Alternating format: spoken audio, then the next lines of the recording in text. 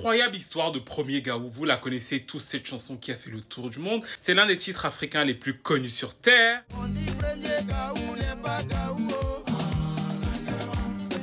Et il faut savoir que ce jour-là, le jour de l'enregistrement de Premier Gaou, les Magic System n'avaient pas l'argent pour prendre le taxi pour aller au studio. C'était fou. Le studio se trouve à Cocody. Nous, on habite à Noumambo. De Cocody à Noumambo, le minimum en transport, c'est au moins 1500 francs CFA. Nous n'en avons pas, mais il faut y aller. J'ai dit aux trois autres, on va s'arranger, on va avoir le transport. Ils avaient un rendez-vous au studio. Alsafo avait déjà la mélodie de la chanson et la structure de la chanson. Parce que ça faisait plusieurs années que le groupe était créé, qu'il faisait progresser ce style musical ivoirien, le zouglou. Ils faisaient pas mal de soirées. Ils avaient sorti leur premier album en 97. Mais il n'y avait pas encore de gros succès. Et donc, du coup, ce sont les voisins du quartier qui finissent par leur faire une petite cotisation pour qu'ils aient l'argent pour arriver au studio. On a les tresseuses au quartier. J'ai vu les tresseuses. J'ai dit, aidez-nous. On doit aller en studio, mais on n'a pas de transport. Elles ont cotisé 100 francs, 200, 300, jusqu'à ce qu'on ait 1500 francs. Et quand ils arrivent au studio, tenez-vous bien, le producteur n'est pas là. Il est parti il y a 1 heure, il a oublié leur rendez-vous. Eux, ils n'ont pas d'argent pour retourner chez eux, il n'y a pas d'argent de taxi. Et là, qu'est-ce qu'ils se disent? Ils se disent qu'ils vont dormir là. Donc Alsafo, qui est en plus un peu malade, se dit je vais m'allonger, je vais commencer à dormir. Dinguerie. Il faisait déjà nuit. Il était presque 21 heures. Donc on demande pardon au gardien, on va dormir là.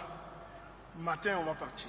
Et comme je suis malade, les managers font un banc à côté, je dors sur le banc, eux ils sont assis.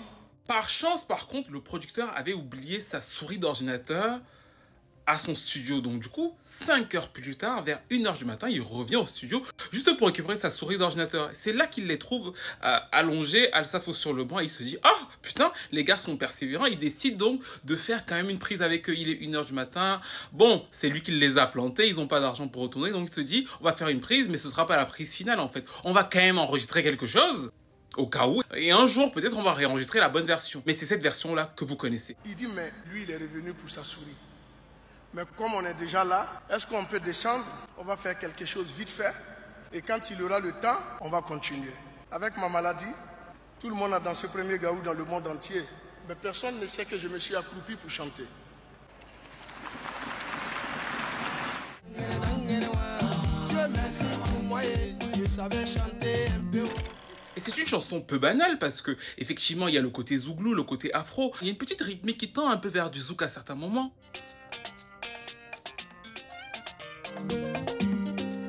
Et ce que j'aime dans cette chanson, qu'on a tous entendu des centaines de fois, c'est que c'est purement une chanson de griot, c'est purement une chanson de tradition de certaines cultures africaines, à savoir, il y a une histoire, c'est bien évidemment le gars qui sortait avec une meuf pendant qu'il sortait avec cette meuf-là. Bah en fait, elle n'était pas très à même de le calculer comme il voulait qu'elle le calcule, et finalement, dès qu'il a de l'argent, bah elle revient. Et c'est pour ça qu'il dit, on dit premier Gaou n'est pas Gaou, c'est le deuxième Gaou qui est...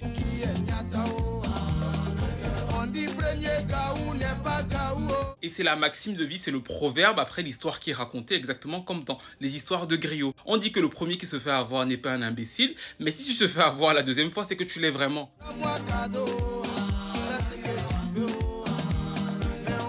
La chanson a ensuite connu un succès mondial parce qu'elle a été exportée en France. Bob Sinclair l'a remixé, ce qui leur a permis d'avoir une carrière internationale. Et depuis, je trouve que c'est un des titres africains les plus connus dans le monde. Il a été samplé sur le dernier album de Thames.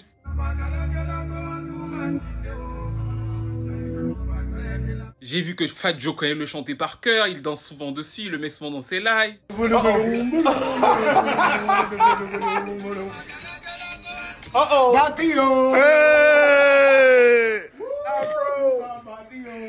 Africa.